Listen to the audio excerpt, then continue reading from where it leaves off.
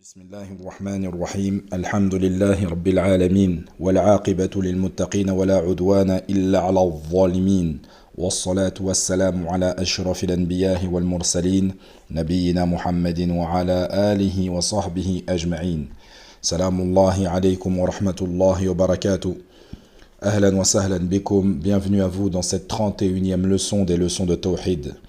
Et nous sommes arrivés au chapitre intitulé Mulakhasu ash-Shirk, un résumé sur l'association. فقال الشيخ رحمه الله تبارك وتعالى ينقسم الشرك إلى قسمين أكبر وأصغر فالأكبر مخرج من الملة. Il dit l'association se divise en deux parties, la grande association et la petite association. Et il nous dit que la grande association fait sortir de la religion. والأصغر غير مخرج من الملة ولكنه أكبر من الكبائر. Et il nous dit que la petite association fait pas sortir de l'islam, mais elle est plus grande que tout autre grand péché.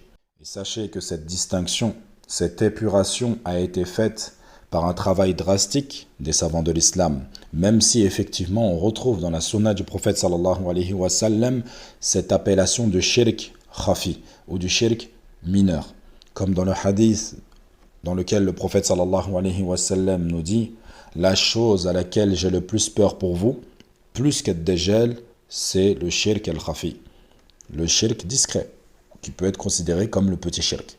Et sachez que l'homme, avec un grand H, ne peut rassembler dans son cœur, ne peut avoir en lui la grande association et l'unicité d'Allah Azza wa Jal, le fait de reconnaître qu'il est le créateur, le détenteur et l'administrateur, qu'il a les noms les plus parfaits et les attributs les plus élevés, et qu'il lui mérite seul l'adoration, et par là même avoir également en lui le shirk, donc tout l'inverse de cela. Il est impossible de rassembler ces deux croyances, ces deux choses dans un seul et même cœur. Tandis que la petite association, elle, le muwahhid, celui qui adore Allah seul, qui reconnaît Allah comme créateur, détenteur et également administrateur, et qui reconnaît ses noms parfaits et qu'il est le seul à avoir ces caractéristiques parfaites, il peut tomber parfois dans la petite association qui ne le fera pas sortir de l'islam. Donc voilà certaines différences entre le shirk al-akbar et le shirk al-asghar, et nous l'avons déjà dit et nous le répéterons, nous le martèlerons jusqu'à ce que ça soit clair et évident dans l'esprit de ceux qui nous écoutent. Également, parmi les différences entre les deux associations, il y a le fait que la grande association détruit tout ce qui la précède comme bonne action. Une personne qui tomberait dans la grande association, même s'il a effectué le hajj, la umrah, même s'il prie, il jeûne, tout cela est anéanti à partir du moment où tu tombes dans la grande association. Et la preuve à cela est la parole d'Allah Azza wa Jal: وَلَا إِنْ أَشْرَكْتَ لَيَحْبَطَنَّ عَمَلُكَ وَلَتَكُونَنَّ مِنَ الْخَاسِرِينَ. Également, Allah Azza wa Jal nous dit: وَلَوْ أَشْرَكُوا لَحَبِطَ عَنْهُمْ مَا كَانُوا يَعْمَلُونَ. Mais s'ils avaient donné à Allah des associés, alors tout ce qu'ils avaient fait eût certainement été vain. Également, si tu donnes des associés à Allah Azza wa Jal, ton œuvre sera certes vaine et tu seras très certainement du nombre des perdants.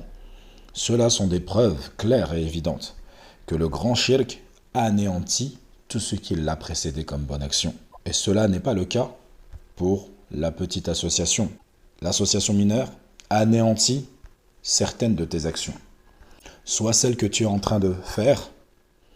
Exemple, tu as eu de l'ostentation alors que tu étais en train de prier.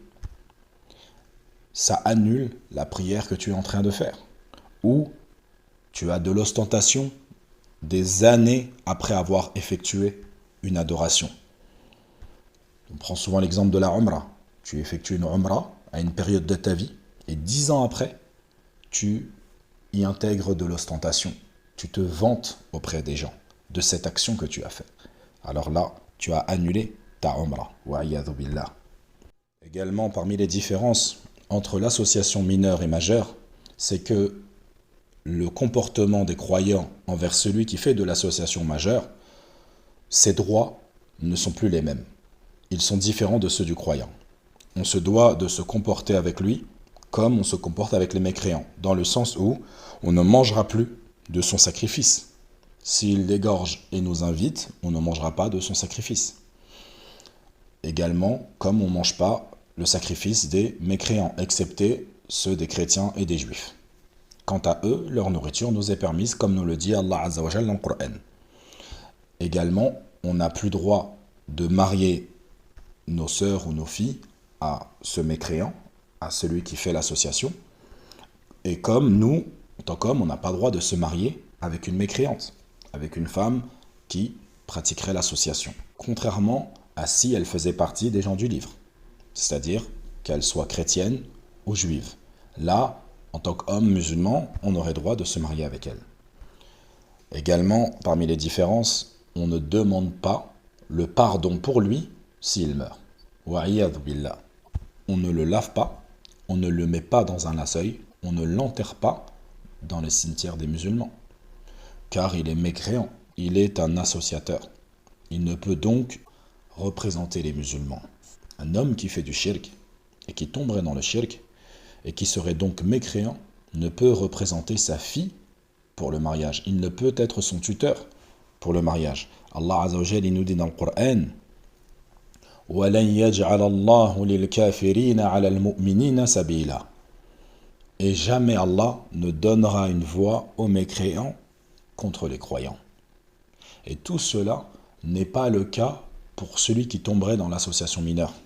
Donc, comprenez bien ici qu'on fait référence à celui qui commettrait de la grande association ou celui qui commettrait de la petite association sans avoir demandé pardon dans sa vie présente et qui mourrait sur l'état d'association. Donc, ces deux catégories de personnes, Allah ne le pardonne pas. Sauf que celui qui fait de la petite association, il aura un châtiment tathir. Et celui qui fait de la grande association, il aura un châtiment ta'dhib. Et la preuve qu'Allah ne pardonne pas les deux associations, qu'elles soient petites ou grandes, c'est le verset dans lequel Allah Azza wa Jalla il dit Inna Allah la yaghfiru an yushraka bih wa yaghfiru ma duna dhalika liman yasha. Certes, Allah ne pardonne pas qu'on lui donne quelque associé que ce soit. À part cela, il pardonne à qui il veut. Et ici, il fait référence au jour de la résurrection, pas sur terre. Sur terre, Allah il pardonne tous les péchés. Si tu lui demandes pardon, il te pardonnera. Donc la grande association, elle, te fait plonger en enfer éternellement, wa'iyadhu billah. Alors que la petite association, elle n'est pas pardonnée si tu n'as pas demandé pardon dans ta vie, mais elle sera placée le jour de la résurrection sur ta balance. Si tu as plus de hasanat, plus de bonnes actions à ton compte, alors tu pourras aller au paradis par la grâce et la miséricorde d'Allah. Et si ce sont tes sayyi'at qui l'emportent sur tes hasanat, alors tu seras plongé en enfer un temps déterminé qui te purifiera de tous tes manquements dans cette vie d'ici-bas et de toutes tes erreurs dans cette vie d'ici-bas. Et c'est pour cela, wallahi, que je le répète souvent, wallahi, tous les sujets qui sont évoqués, quand on parle de religion, quand on parle d'obéissance au prophète, quand on parle de vouloir imiter les compagnons du prophète sallallahu alayhi wa sallam, derrière, on fait référence à un paradis éternel ou à un enfer. Ce n'est pas un jeu, ce n'est pas une lubie, wa'iyadhu billah. C'est réel. Nous allons soit finir au paradis, soit finir en enfer. Qu'attendons-nous alors pour nous réveiller enfin et comprendre la signification réelle et la menace réelle qui pèse sur nous, subhanallah. Ala kulli hal, voici les différences entre le shirk al-asghar ou le shirk al-akbar. Et je rajouterai une chose importante, c'est que quand on parle de celui qui fait du shirk, etc., ce n'est pas à nous d'aller faire la chasse à ceux qui pratiqueraient ce genre de choses. Ces sciences-là, elles nous sont prodiguées, elles nous sont données par les ulama pour qu'on puisse s'en prémunir, nous, ainsi que conseiller nos familles, mais pas pointer du doigt un tel ou une telle qui commettrait ces actes. Ceci étant dit, Shirk nous donne des exemples sur l'association majeure, tels que le sacrifice pour autre qu'Allah, le fait de faire un vœu ou d'invoquer autre qu'Allah, ou de se prosterner devant autre qu'Allah. Tout cela sont des exemples du shirk akbar. Et que les exemples qu'il a cités ici, ce sont toutes des adorations qui ne se divisent pas. C'est-à-dire que sur ces actes-là qu'il nous a mentionnés, shirk, ce sont toutes des actions qui, forcément, si tu les fais, font partie du shirk al-akbar. Ces œuvres-là, si elles sont faites pour autre qu'Allah, tu tombes dans le shirk al-akbar. Le sacrifice, le fait d'invoquer autre qu'Allah, le fait de se prosterner devant autre qu'Allah, le fait de faire un vœu à autre qu'Allah. Puis, Shir nous dit que l'association mineure, il en fait partie, les œuvres dans lesquelles tu espères être vu ou être entendu. Donc, ar-riya wa sum'a, ou de jurer par autre qu'Allah sans vénérer la chose, ou sans immensifier la chose par laquelle tu jures, ou de dire « je n'ai qu'Allah et toi », ou encore « je compte sur Allah et toi ». Tout cela rentre dans le shirk mineur si dans ton cœur, tu n'immensifies pas ces choses que tu mets dans ton parler avec Allah Azza wa Jal. Puis il nous met une remarque, et il nous dit l'ostentation, c'est-à-dire ar-riya, ça fait partie de quoi? De l'association majeure si la personne qui œuvre, elle le fait seulement pour être vue des gens. Si ton adoration, tu l'as fait seulement pour être vue des gens, alors là, c'est du shirk al-akbar. Mais si tu l'as fait pour Allah Azza wa Jal et que l'ostentation survient dans ton acte, c'est-à-dire que tu œuvres pour Allah, tu as commencé ton œuvre pour Allah, et voilà que tu as été perturbé dans tes intentions par des wasawis de shaitan ou autres, qui font que tu as embelli ton œuvre pour être vu. Que ça soit faire une sadaqa, tu l'as fait, à la base tu veux la faire pour Allah, et voilà que à côté de toi, tu as une personne et tu veux montrer que tu es généreux.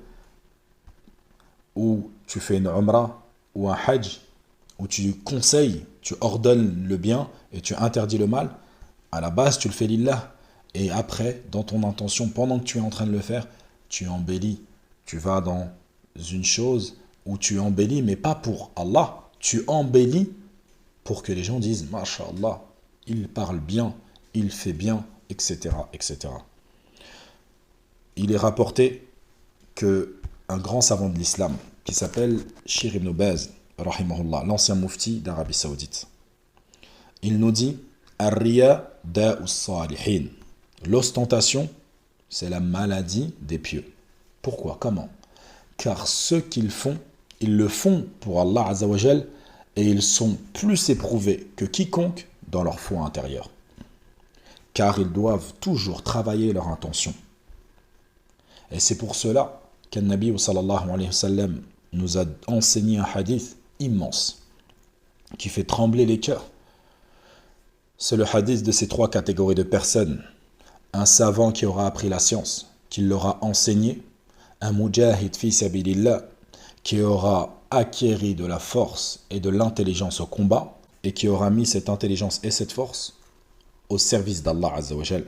Et le dernier, qui est celui qui aura fait de l'argent. Et il aura fait tellement d'argent qu'il en sera d'une générosité sans égale. Allahu Akbar. Et les gens diront de lui, Masha'Allah, tu es généreux. Et concernant le savant, ils lui diront, tu as énormément de science. Et concernant le mujahid, ils lui diront, tu es fort, tu es courageux et valeureux. Mais tout cela, ces trois catégories de personnes, au final, n'auront pas travaillé leur nefs. Ils n'auront pas travaillé leur nefs pour éviter de se préoccuper de ce que les gens disent. C'est-à-dire que les gens leur feront des compliments et ça changera leur état d'esprit. Ils auront été touchés par un rien. C'est-à-dire ils le faisaient à la base pour Allah, puis au fur et à mesure de leur vie, ils ont abandonné le but de plaire à Allah et au final, ils ont fait les choses en fonction des gens. Et Allah Azza wa Jal les emmènera à Yawm al-Qiyamah. Il leur fera reconnaître ses bienfaits sur eux. Et lorsqu'ils répondront « Oh Allah, nous avons fait tout cela pour toi », Allah Azza wa Jal leur dira « Vous mentez ».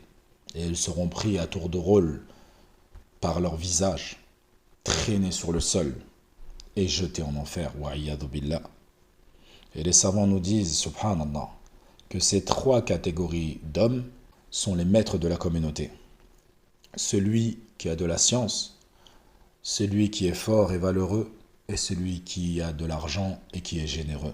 Les savants nous disent que si ces trois caractéristiques, ces trois comportements sont dans un seul et même homme, il est le plus en droit d'être le gouverneur des musulmans. Allahu Akbar. Mais pourtant, c'est d'une difficulté et d'un danger sans égal pour l'homme qui aurait ces caractéristiques en lui et doit faire un djihad nafs quotidien pour toujours se rappeler pourquoi il fait ce qu'il fait. Et subhanallah, ces trois catégories de personnes rentreront en enfer avant même ceux qui adorent des divinités en dehors d'Allah wa a'yadhu billah, comme nous disent certains savants. فنكتفي بهذا القدر ونسأل الله تبارك وتعالى الإخلاص في القول والعمل إنه سميع مجيب فحسبنا ونعم الوكيل وصلى الله وسلم على نبينا محمد وعلى آله وصحبه وسلم.